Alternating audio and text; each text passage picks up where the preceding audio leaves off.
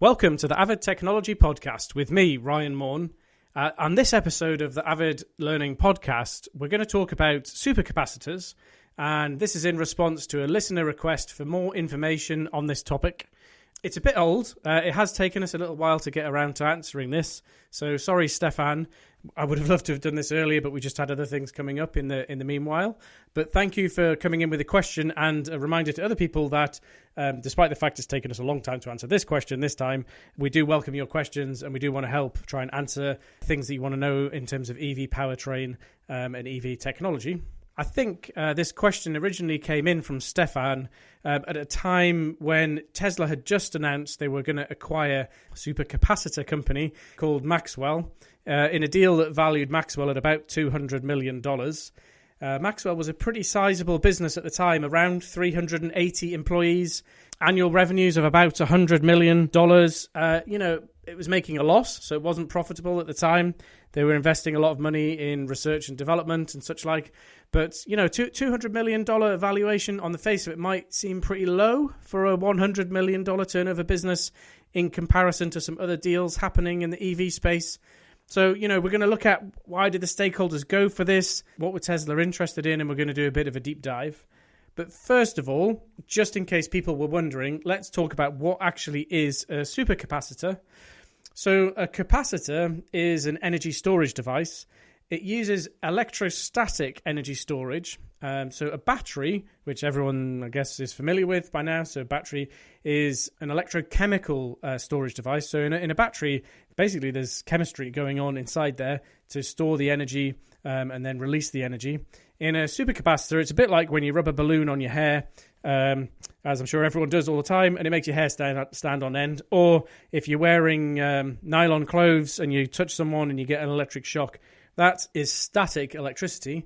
And a supercapacitor has a construction inside of it which allows it to store a lot of static electricity inside the device. So that means supercaps can be more robust and handle more power than a battery, because there's no electrochemical reactions to worry about. Putting power in and out can happen much more quickly.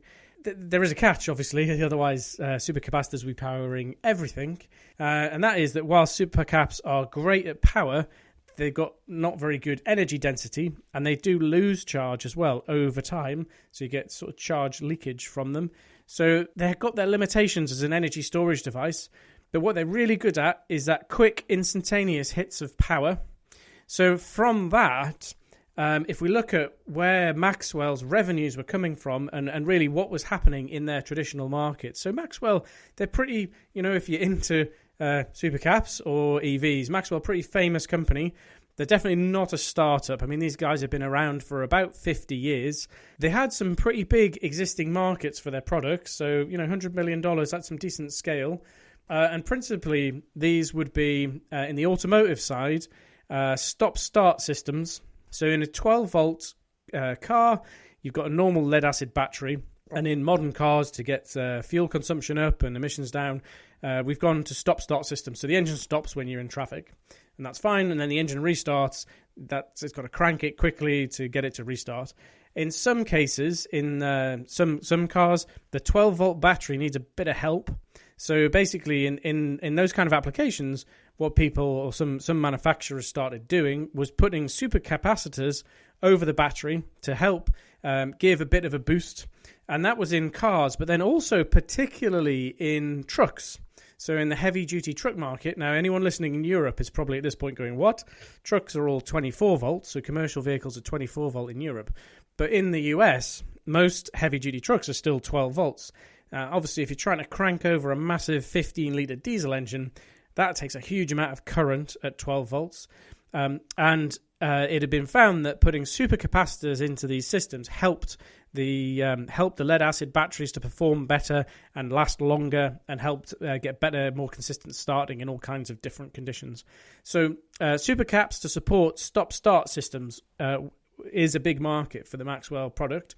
Now, I think an issue here potentially is that this has been a good market, but it's likely to decline, particularly as 48-volt mild hybrid systems come in. So in these kind of systems, which are being looked at for a lot of truck and a lot of passenger car applications, basically the stop-start cranking is not done from the 12-volt system anymore. It's done from the 48-volt battery. So in that case, there's much less current going through the system. So it makes life a little bit easier in terms of all that cold weather starting, etc. And you've got more power available potentially. So that stop-start market is likely to be cannibalized a bit by newer technologies coming in.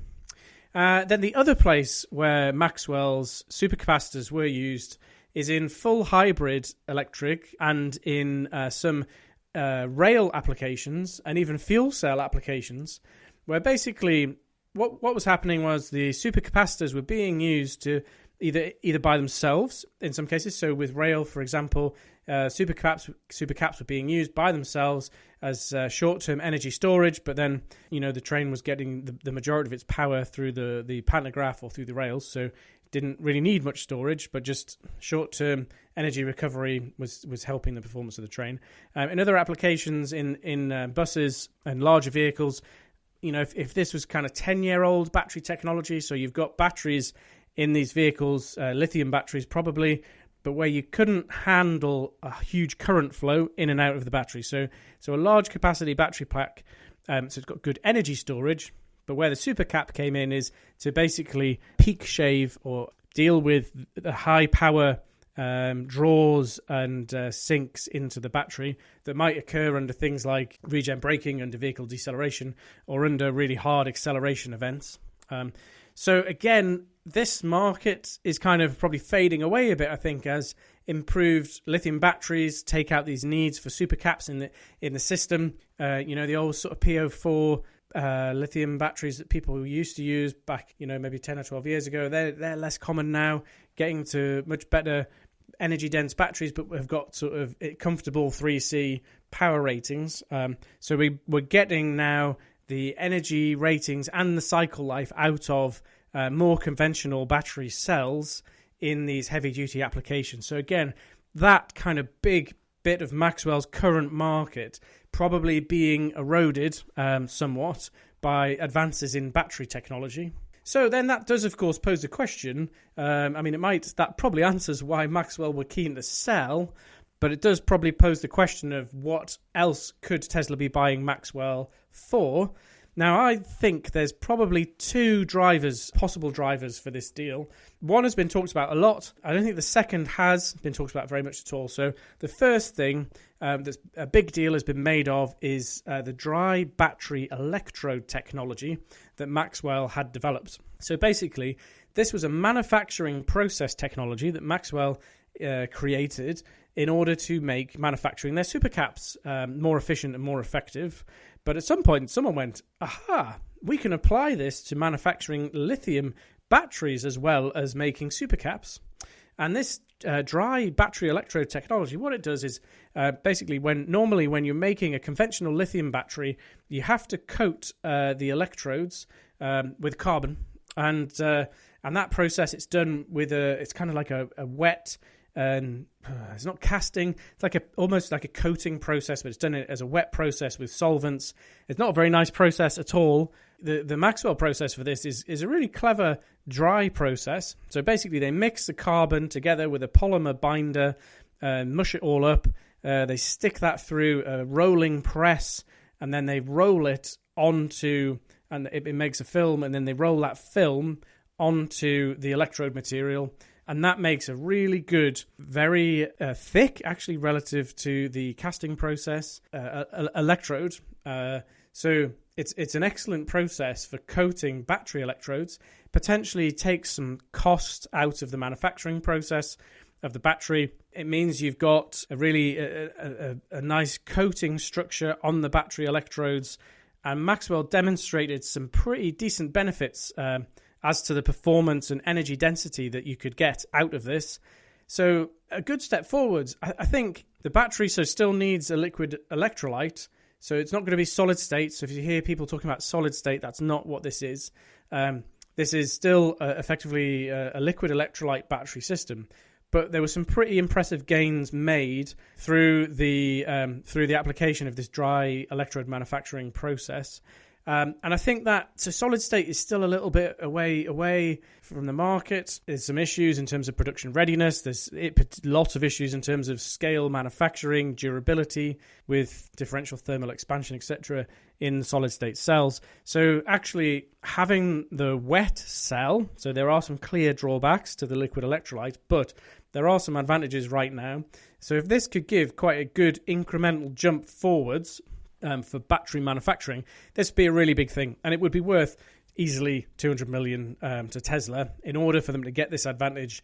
I'm going to put a link in the show notes to a really cool paper I found from Maxwell discussing this technology and the kind of benefits that they were measuring in lithium batteries from using this. It's worth a read. Really is worth a read. It's a pretty interesting technology. Pretty in a way a very simple approach, but often the best things are really simple. So. Take a look at that down below in the show notes. So I said two things, so there is another thing. I think the second possible use of supercaps in an EV, and maybe why Tesla are interested, is basically the complete opposite of something I was just saying earlier, in that one of the historic applications for supercaps has been to provide high power density energy storage, often supporting high energy density but low power density battery systems. Now, current battery technology, we've got to quite a nice point in terms of power and energy density, but the generally accepted view is that energy density continues to improve, power density falls, because basically the way that we get energy density up in a battery is by adding more and more and more active surface area, and essentially that means because a battery is a laminated structure, to get more active surface area, we have to have thinner and thinner sheets of material. So the problem with that is if we're trying to pass large currents through the pack, it's not great doing that with super thin material. So in more energy dense battery systems, and particularly people have talked about this a lot with solid state batteries, there could be a real need to support the pack through supercaps. So basically you'd combine supercapacitors and a lithium battery, and that you sort of get the best of both worlds in terms of a really, really energy dense battery, but then with the power handling capability over the top of that. So that that could be an application in terms of supporting the power factor. So typically, if you're looking at battery, we've got other podcasts about battery technology and cells and all the rest of it, so I'm not going to get into it at all here. You can go back and have a look at some of those in the archives.